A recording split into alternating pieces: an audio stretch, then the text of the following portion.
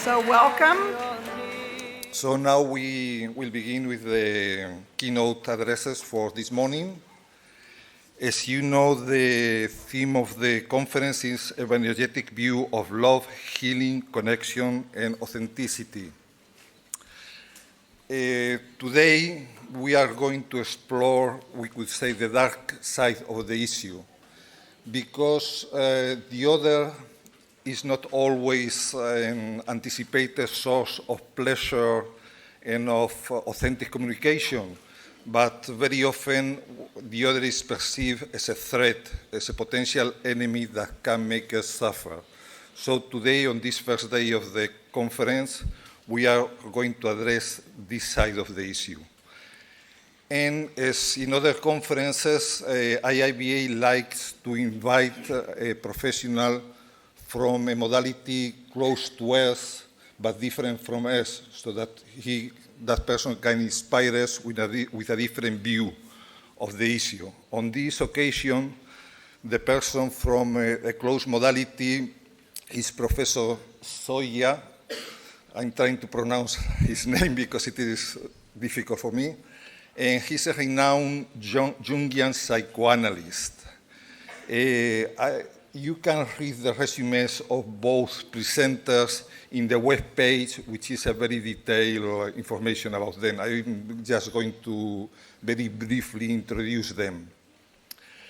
Professor Zoja is a Jungian psychoanalyst. He has been president of many associations of Jungian psychoanalysts, among them the International Association of Jungian Psychoanalysts, which is the equivalent to IIBA. He has practiced in many different cities in the world, and he has taught in many different universities. And he has also written many books that have been translated to many languages, including Chinese. His last book is very relevant to the purpose of this Congress. Is Paranoia, the madness that creates history or makes history. He has brought some books in English and in other languages that you can have a look at them and buy them if you want later. And I will introduce Gary later when he speaks, and so Professor Zoja is for you.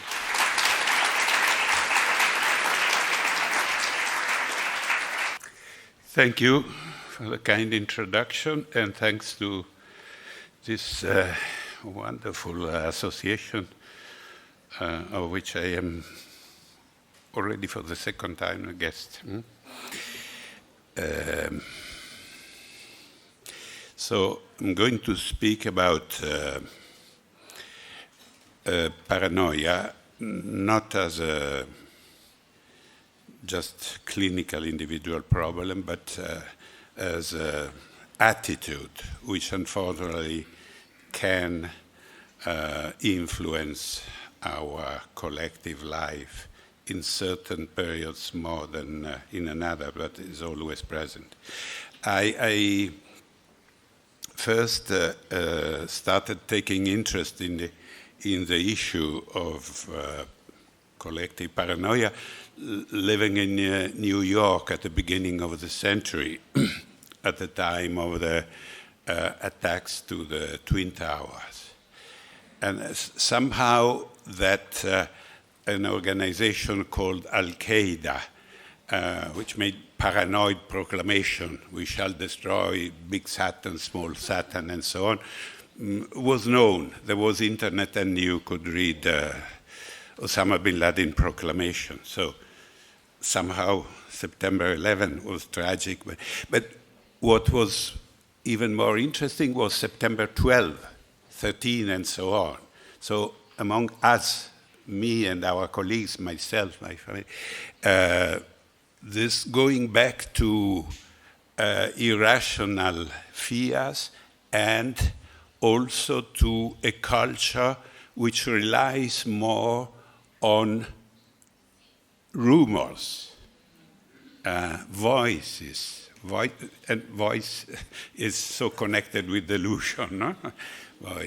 So, which had been actually studied by the French historian Bloch already in World War I. So let me just recall in general that according to Jungian psychology, every psychological dynamic is not understood as something separate. Mind is human mind. It is just something which gets out of control, but stems from the human mind. So we can try and put it back without too much constraint. So even psychopathology is not classified as something separate, just as a process of the normal mind which has gone out of control. We humans are social animals, of course, and so we have a body, we have instincts, and we have the instinct of forming groups and cooperation, but also we have an instinct of suspicion. We cannot trust everybody. That's absolutely normal. From this point of view, if I can express it in Jungian terms, paranoia has an archetypal root, no?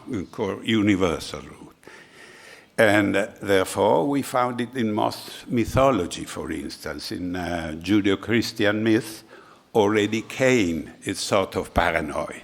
You know, it's my brother, you know. It's jealousy, paranoia, and things like that, of course, are very often overlapping.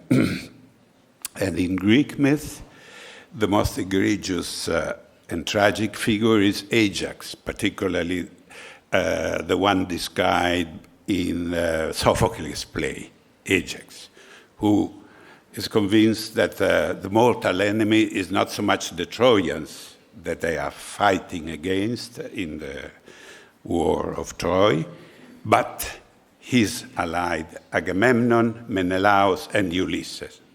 And so he goes out to kill them.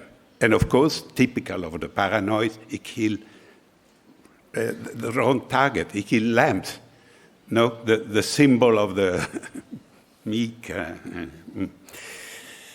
Well, a warning. Myth is dense. Also, anthropology, of course, informs us about the historical dimension of paranoia. It supposes that in pre-modern times, sort of scapegoat rituals. The expression scapegoat is again universal, at least in European languages. But in tribal, oral, very simple civilization, of course, one does not rely on scientific explanation, but in magical explanation. The mentality is magical. So if a tribe, for instance, lives out of one crop or fishing, and 1 year there is no fish, you don't look for, like we do, scientific explanation. Oh, there is pollution in water. You look for a magic. Where does the black magic, the spell, come from? You know? And so you identify the carrier of this evil influence, and you sacrifice that person. And of course, in the reconstruction, usually anthropology supposes that with time, the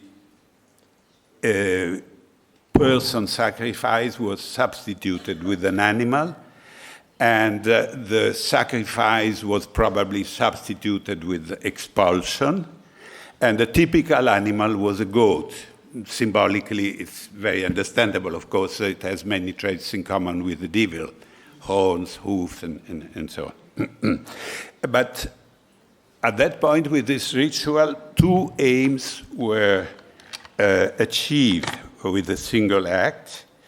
The anxiety collective was alleviated, and the cohesion of the group was reconstructed. You know, evil which was felt a little bit everywhere, was again externalized, put outside, for the simple mentality wants this distinction. And somehow this worked as a very simple collective psychotherapy.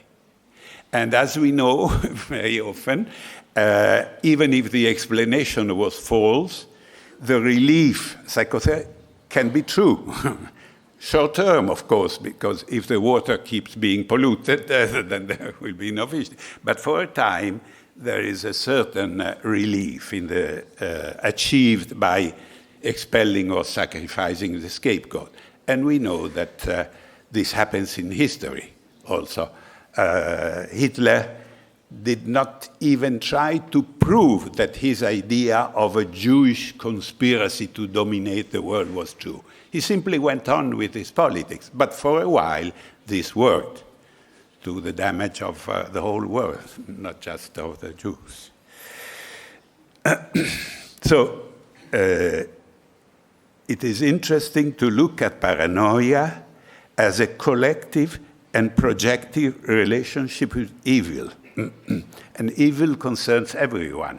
No, nobody is perfect. So somehow we have to deal with evil. But somehow, before reducing it inside a clinical and individual dimension, we can fruitfully, I believe, look at it as a collective, historical, and moral, even more than clinical problem, no? Relationship with evil.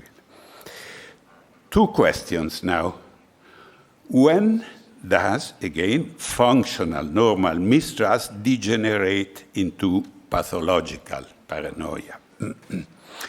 Even if, of course, real enemies exist in the external world, famously in one of his movies, Woody Allen says, even paranoids have enemies. What an intuition, no? Just a normality concerned us all. Huh? It is, of course, for most part, this is my point, our inner world which magnifies mistrust, to the point where instead of being controlled, the fear, the suspicion by the ego, it becomes the master of the ego. In this way, a function which, as I said, is useful in nature ends up making us lose its functional relationship with the world. Unfortunately, our instincts, our body, basically goes back before the Neolithic era. Neolithic humans, they were more or less the same. At that time, the population was sparse and nomadic. Human beings lived in small groups, often moving from place to place. So it was right that meeting strangers should cause curiosity, but also some fear. Today, however, reacting with the same instincts, and we have the same instinct, is not adequate to the complexity of globalization. In urban life, we meet not individual strangers, but large numbers of strangers every day. I assume many of you are familiar with the concept, for instance, of the so-called Dunbar number, you know, the threshold after which we lose, for instance, in congresses, the knowledge, 150, 200, because this comes from the fact that we were small population. You know? That's evolution.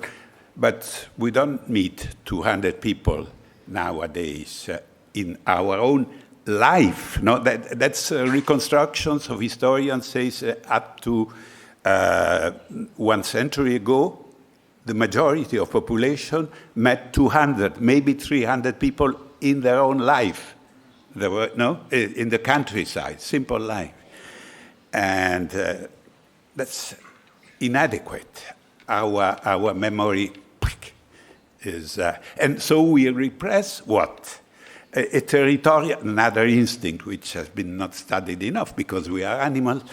Our territorial instinct is always under threat, quote threat, you know. But we repress that. But of course, more fragile people, the perception of danger by simply every day taking the subway can become not relative but absolute.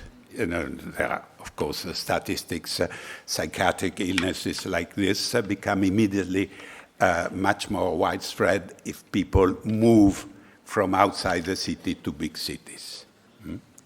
On the other hand, we want to go to the big cities because they offer more opportunities. Life is not perfect. So, second question, why paranoia can have collective and epochal aspects which other psychological problems do not have? As I said concerning September 11, paranoia has a characteristic which distinguishes it from other mental disorder. It is psychologically very contagious. It can infect the collective unconscious even more than the individual one. Let's make a simple comparison. Many of us are convinced that the most serious new mental pathology, you hear here? Okay. Of the 21st century concerns eating disorders. Okay? Yet, an eating disorder can become a veritable delusion. I'm sure many of you have met anorexic girls who are convinced that their ideal weight is 40 kilos, even 30 kilos, 60 pounds.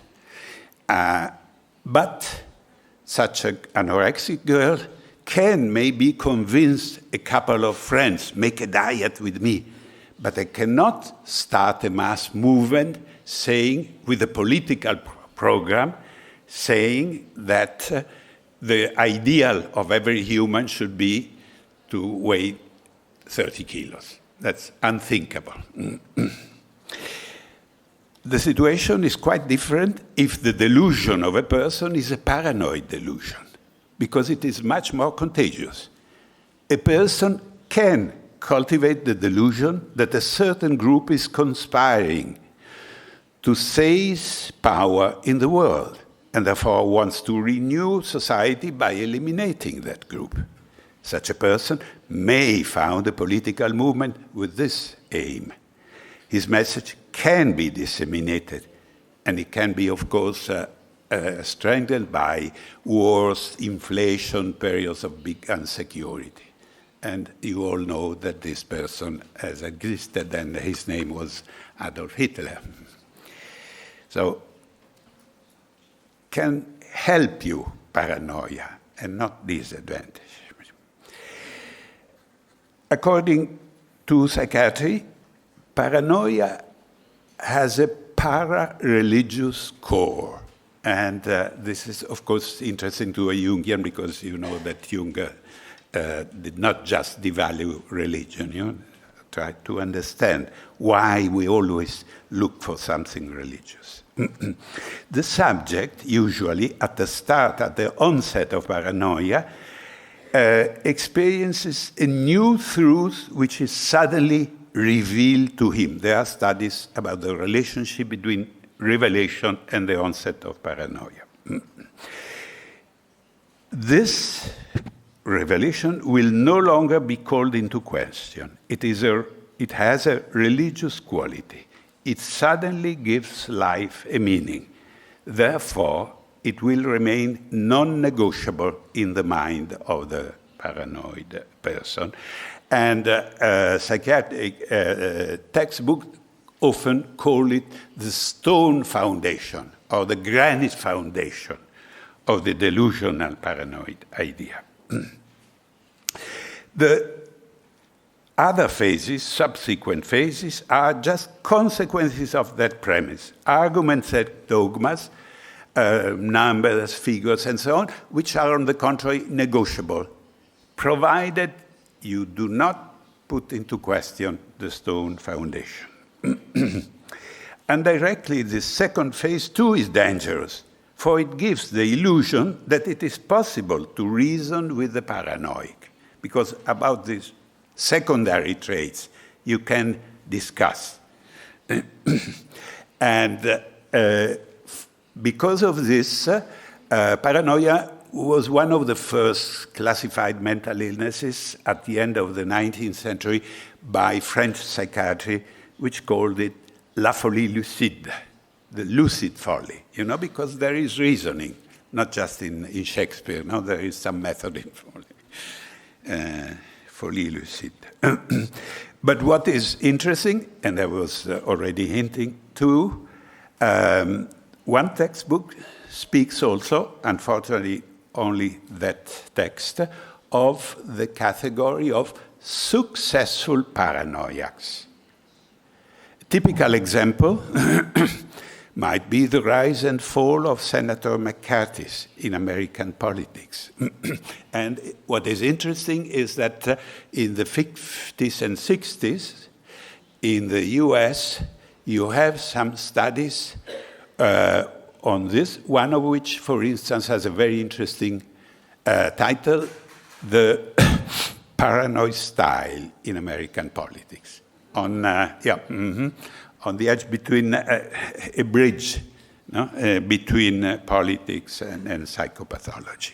So the substance of it is the fact that while other egregious mental illnesses like severe depression or schizophrenia exclude you from society, paranoia, on the contrary, can be even a multiplier of your success in society.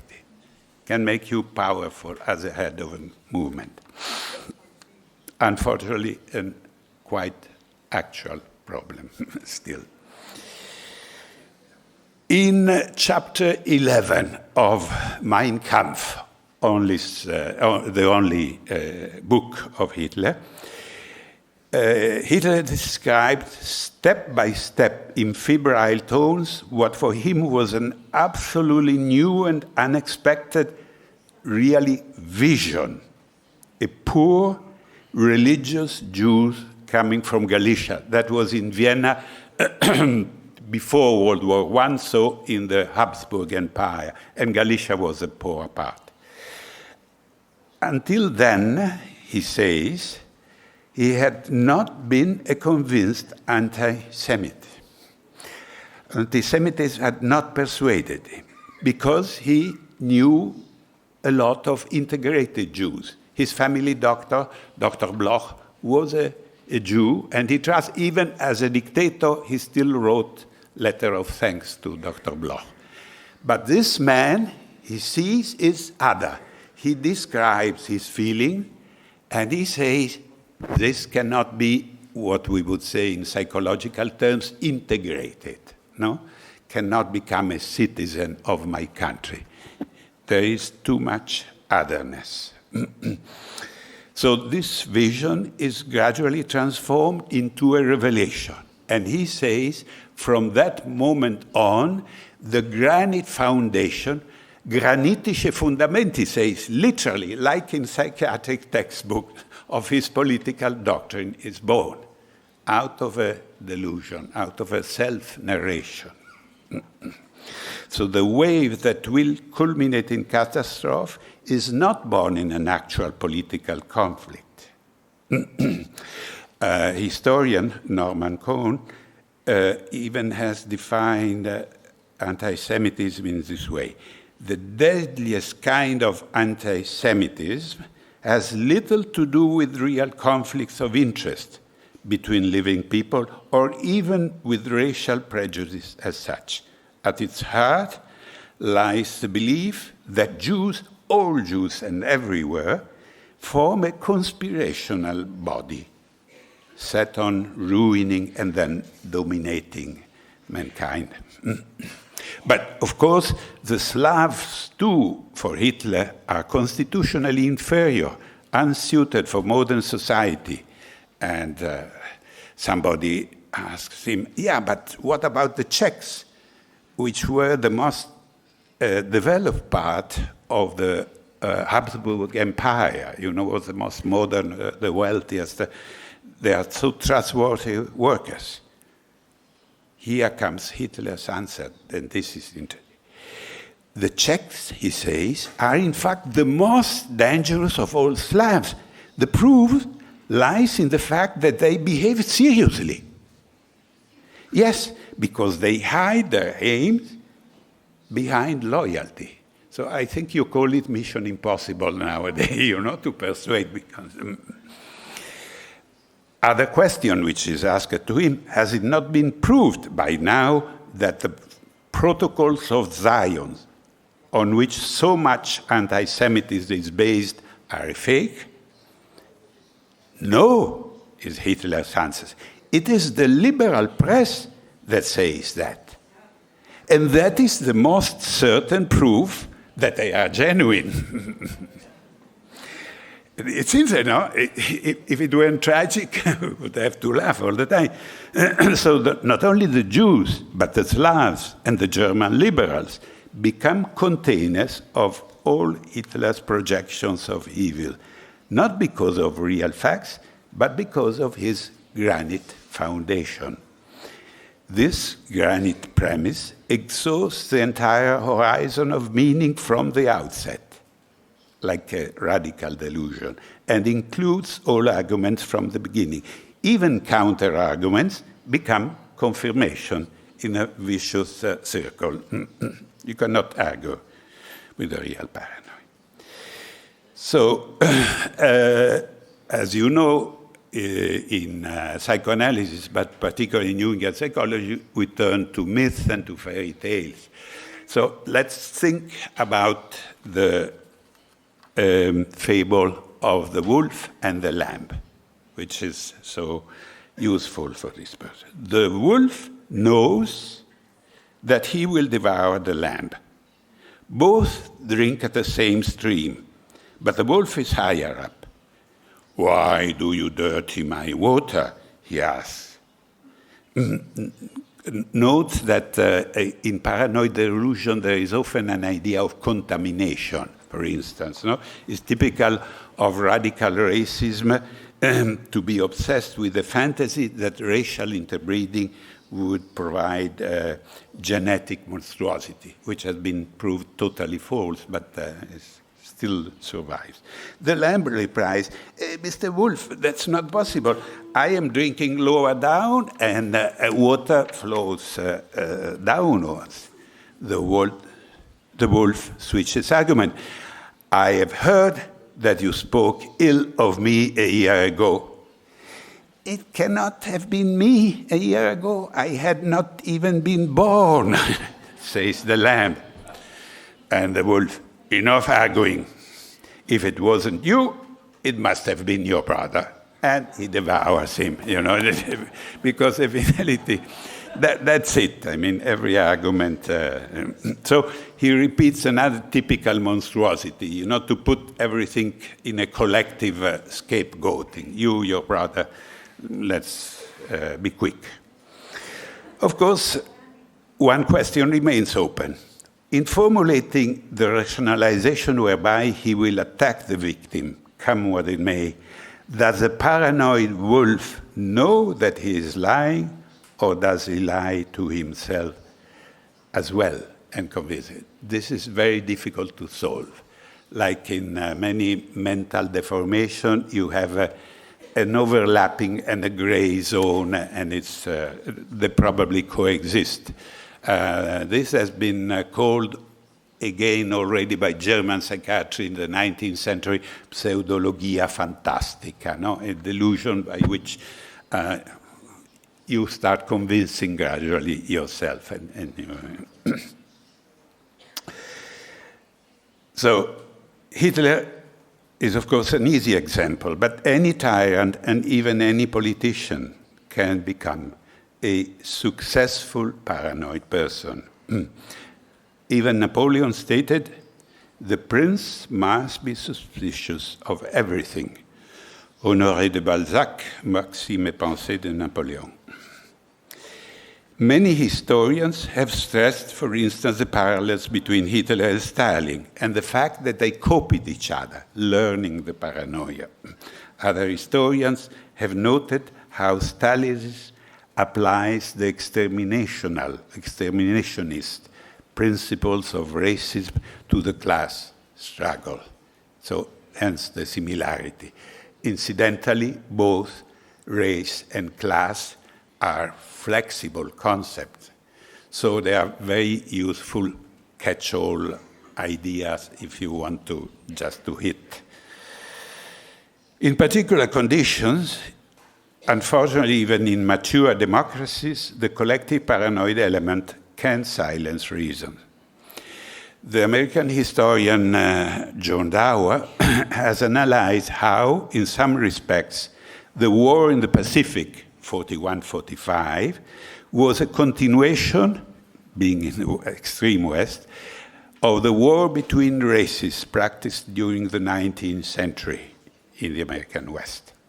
Thus, among Americans and Japanese, it became normal to remove parts of the body, as had happened in the past with the practice of scalping. This photograph, in which a white middle-class woman thanks her Marine fiancé for sending her the skull of a Japanese, was published in Life, a very tranquil bourgeois, c'est-à-dire middle-class weekly. I still remember it. So not an extreme, absolutely new magazine. In theory, contemplating a skull on a desk might seem to resemble the meditation of human transience, characteristic of the 16th and 17th century. In reality, it is the opposite. Those old thoughts helped people to introject death, to achieve awareness of the fact that it concerns all of us, and that the polarities, life and death, should never be separated too much. Here, by contrast, warlike, racist rage tries to project it as far away as possible. Compared to the woman who observes it, death is other. In particular, the dead man is other, and it is obvious that he deserved to die. Compassion is replaced by what psychoanalysis calls splitting and projection. Okay, second part, the need for enemies. The collective projection of evil has always existed in some part of the collective narrative. However, the modernization of the media, of the communication, brings immense changes to mass psychology. On the one side, of course, people start being informed by communication, by printed matter. The king in the very far past was a king from birth. He didn't have to justify his power. More modern regimes have to convince the population. So they are more tempted to find scapegoats. This mechanism nowadays is often called populism. Since the time of Gutenberg, information has been constantly progressing. When the media of communication becomes mass media, there is a quantum leap. On the one hand, at last, most of the population can be informed. On the other hand, those who control the media have an even stronger temptation. How can one reach an increasingly larger audience? By replacing complex debates about complex phenomena, like the phenomena of society, political phenomena, with simple analysis. And which is the simplest analysis? The one that clearly indicates someone who is to blame for the problem. Yeah? You are saying, no, but in reality you are part of the conspiracy against me. I know. That's the idea of a general conspiracy. The scapegoat, however, must be different from the people who use the mass medium. The consumer public, in general, want to be conformed and not feel guilty. Let's skip it, please. Towards the end of the 19th century, in the United States, the press, the information providing daily paper, is superseded by the more sensationalist so-called yellow press, which starts probably being called like this because being cheap and going over is printed on a simpler paper, not clean white paper. Second phase of the bad media, in the period between the world wars, there is radio information, and information providing radio is superseded by radio that spreads propaganda, first fascist, then Nazi, then Soviet, or at least Stalinist. We have the not good privilege in Italy of having been the first with the radio of Mussolini. In the second half of the 20th century, in the so-called West, mass television gradually replaces other sources of information.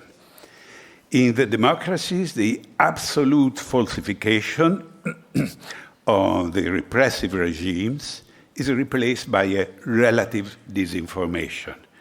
I would call the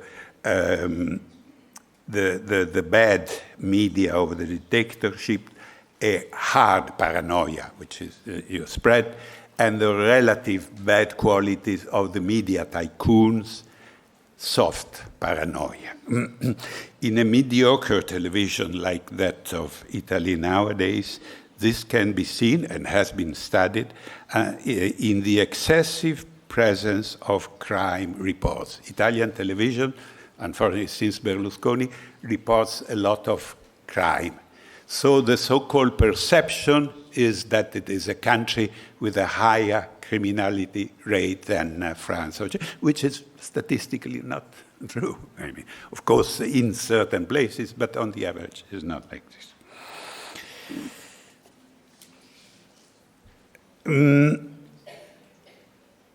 Let me go into a special category, pseudo speciation. According to Jung, the opposite polarities of psyche should never be moved too far apart. The paranoiac, on the contrary, attempts the absolute separation. He cannot tolerate evil within. So he splits the binomial. I am good, the other is radically evil. For this reason, he fails. It is unhuman, unnatural. He radically rejects the otherness inside himself, the evil of which we all are partly carriers. So he does not want to look inside himself. The true paranoic, in fact, does never turn to the analyst, because, so to speak, the true paranoic is anti-psychological. No introspection at all.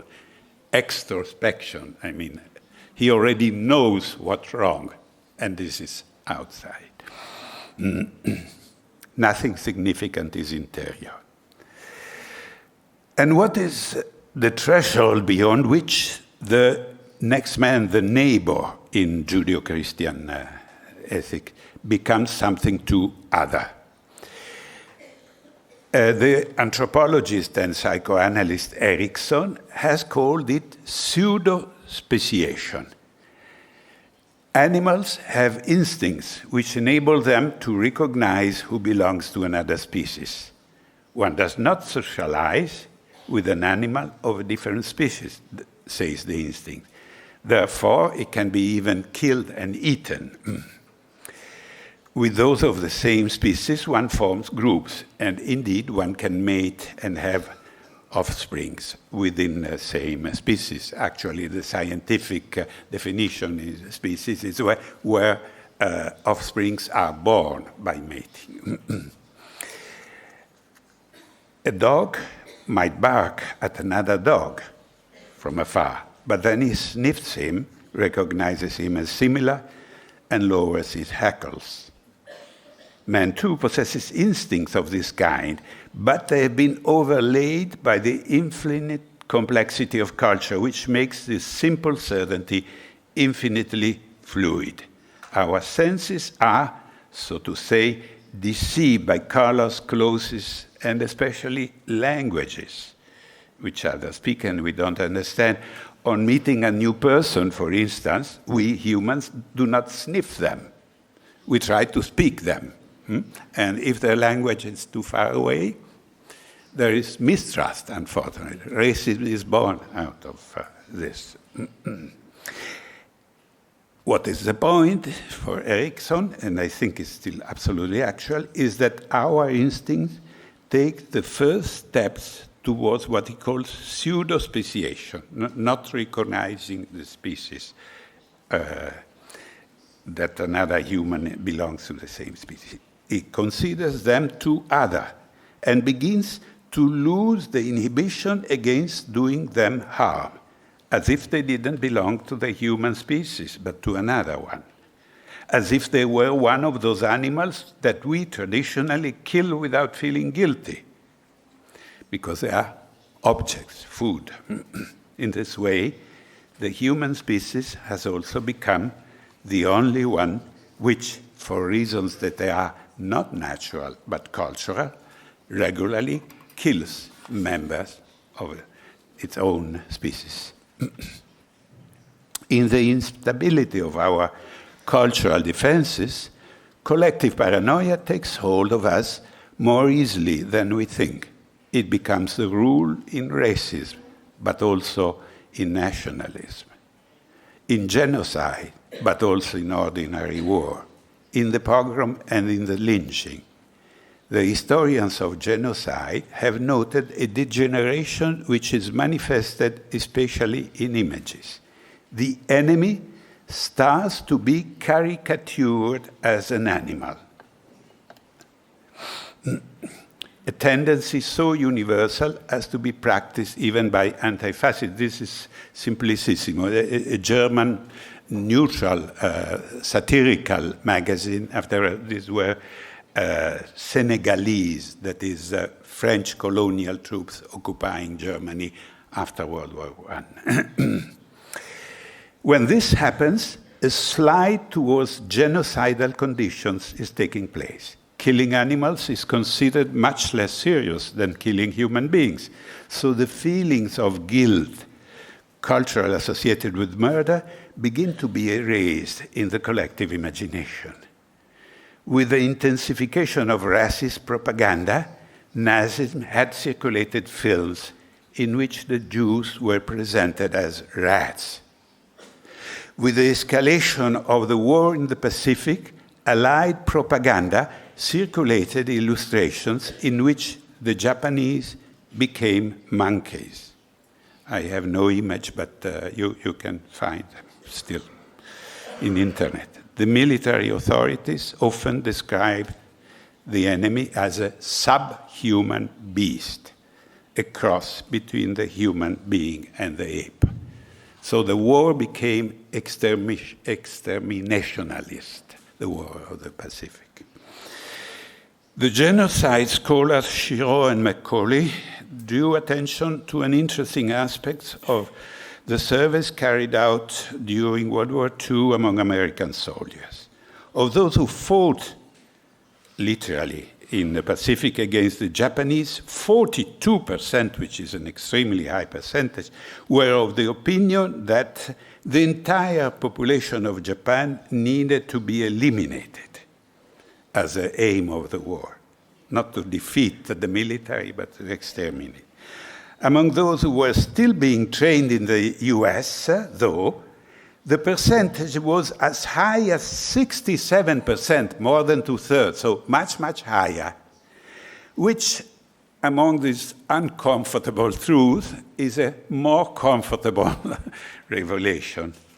It seems to correspond to the fact that the less you know the enemy, the more your attitude towards him is shaped by collective paranoia, and luckily, vice versa. That this is indeed the case, has been partly confirmed, I saw that again in the US, by the fearful reaction to September 11 attacks. The panic and the substantially paranoid rumors, as I said, about new attacks was greater in the internal states of the country and less intense in the states situated along the two coasts, which were, objectively, much more likely to be attacked, but were more used to have relations with other countries, and which contained a much higher proportion of immigrants, both Islamic and non-Islamic. So the enemy becomes human. The end of the Cold War eliminated the West's real geopolitical adversary, the Soviet bloc. But it did not eliminate one of the most powerful factors of the collective unconscious. From a psychological perspective, we have a need often to identify evil and an enemy that represents it. This is a psychological factor which can always resurface in different areas. Simply, the collective projection became more disorderly, not so focused beyond the Iron Curtain.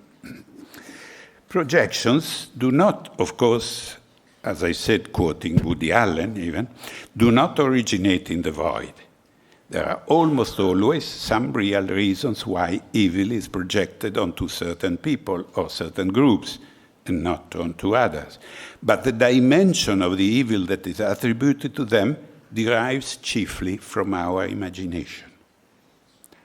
On the 10th anniversary of the September 11 massacre, the New York Times published a special report, which you can still find, I think, in internet, called the New York Times, The Reckoning. In the 10 years following the attack, 1 to 11, Al-Qaeda had succeeded in killing, tragic but limited, only 15 Americans, whereas the number of deaths due to war and the expenditure of opposing Al-Qaeda seemed to be running out of control. Meanwhile, a paranoia of terrorism also fostered arms sales. The use of private weapons against other private citizens caused, again in the United States, 10,000 times as many deaths as Al-Qaeda did in the same decades. That's because of the inflation, a psychic inflation which becomes a material inflation of automatic weapons. In the present day Pacific Germany, it is worrying to see the rebirth of a paranoid nationalism. Of course, in the Alternative für Deutschland, but also in, I have studied Pegida, Patriotische Europäer für die gegen die Islamisierung des Abendlandes, Patriotic Europeans, against the Islamization of the West. What may be particularly interesting for us, trying to understand, is a geographical fact. Pegida originated in Dresden and has become widespread in the eastern Länder, where the percentage of Islamic immigrants is near to zero. It took much less hold in the Western world, the very Länder which have received most of the huge number of refugees which poured into Germany and were welcomed there in 2015. So let us try to express this in other words. The need to project the collective evil not only does not correspond to the real geopolitical problems, but often seems actually to proceed in the opposite direction. Where the real problem grows, the projections decrease. Because you try to understand, probably. The respect for what Freud called the reality principle, Realitätsprinzip, evidently helps still the psyche. If this is lacking, the psychological infection of the masses is fostered. The origin of our concern may be real, but this does not prevent most of our relations from being paranoid. We may even attempt to measure this deformation. Yep. Is that, yeah, the English one. We may describe, so to say, the difference between a real problem and what is called in the polls the perception of the public, which certain inquiries have turned into figures. This is, I think, results of the Pew Center, Eurostat's very large samples, very, very reliable. So on the gray line, you have the perception in the country of how many do you think is the question to the average man of the street that the immigrants in this country are. And the yellow one is a reality percentage, which is quite interesting. I mean, it goes from a minimum of 3 times. The minimum deformation is 3 times in Germany, between 3 and 4 in France, and the maximum deformation is once again in Eastern Europe, where there are practically no Islamic immigrants. In Poland, they are 0.1%. The public is convinced that it is 5%. In Hungary, it is also around 0.1%, but the public thinks it is 7%. So if we call the real problem, the real presence, and of course, if we are afraid, like we are, we must be, of terrorism, of course, we are somehow afraid of the Islamic immigration because there is more likelihood. But the public thinks, you know, that there are 50 or 70 times more. So in short, the real element, the reality, is also almost entirely absent, while what we may call the paranoid differential becomes almost everything. So the constant rise of racist movement corresponds, once again, more to the collective projection of evil than to any real figure.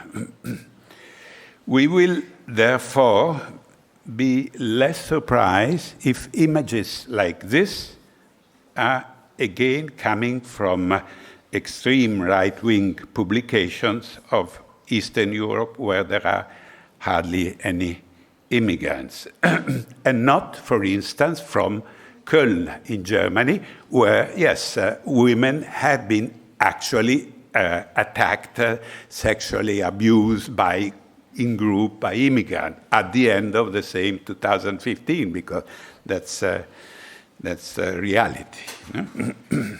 The problem, the point is, of the image, which is dangerous, does not derive from any sexual violence which had taken place there, but from a paranoid imagination. So it is no coincidence that it activates the image of the white, pure woman contaminated by the dark skin, an archaic projection of evil which history has often associated with lynching. Last 5 minutes, okay? 2 collective problems. I have mentioned reality principle. Let's make a check with a very simple, concrete reality principle. It is meaningful to compare the collective frenzy about terrorism with the lack of attention that is attracted by climate change, for instance.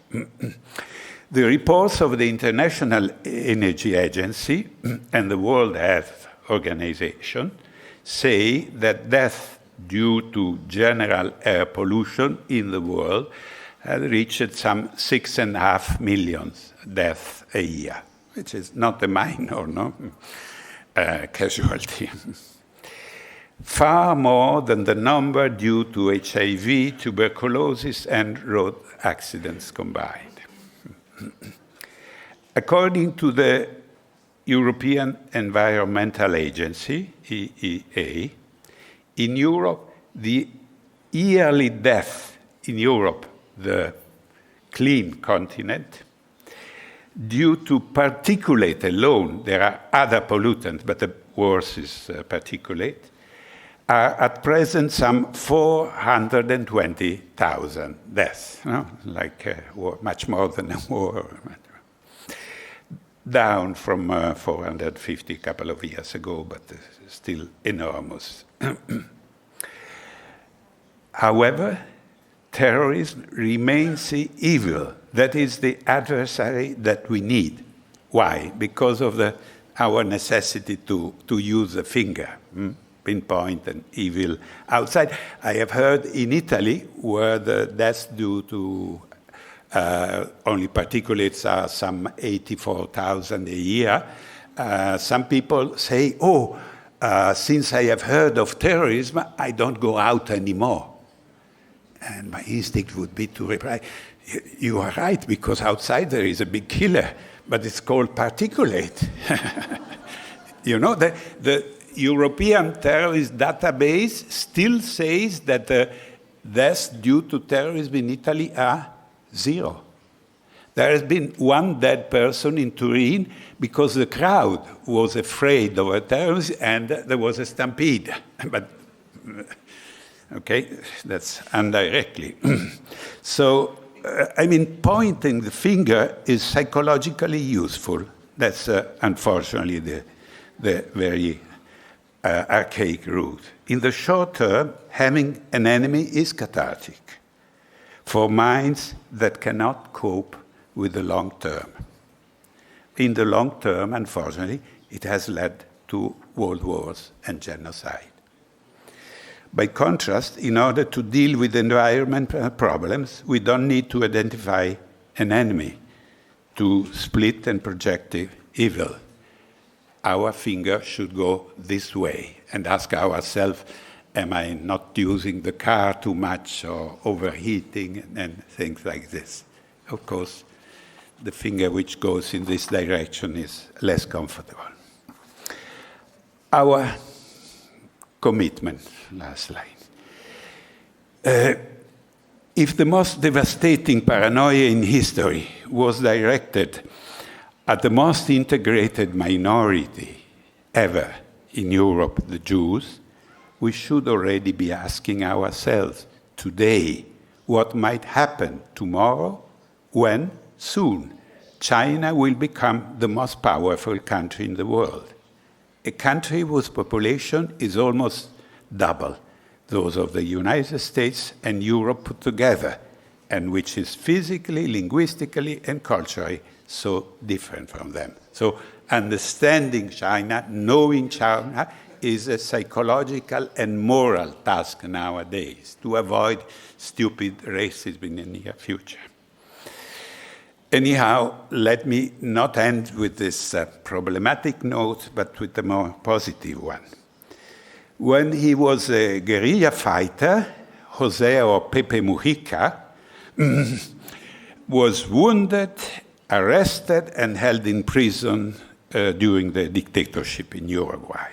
In his old age, he turned himself into a constitutional president of his country, Uruguay. At the end of his term of office, El País, the daily Spanish daily, asked him to talk about his imprisonment in a long interview.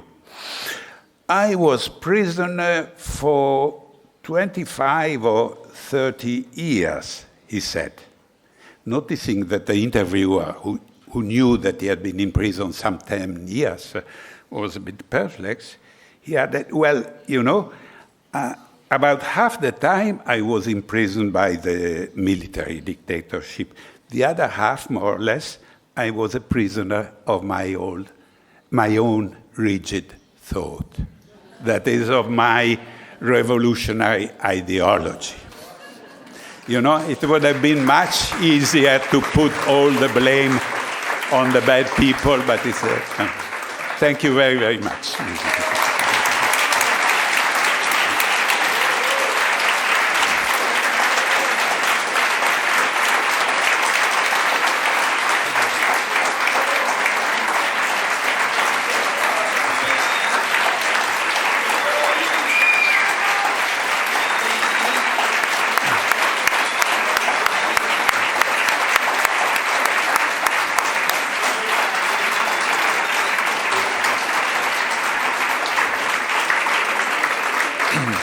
Thank you, Professor Zoja, for your very inspiring presentation.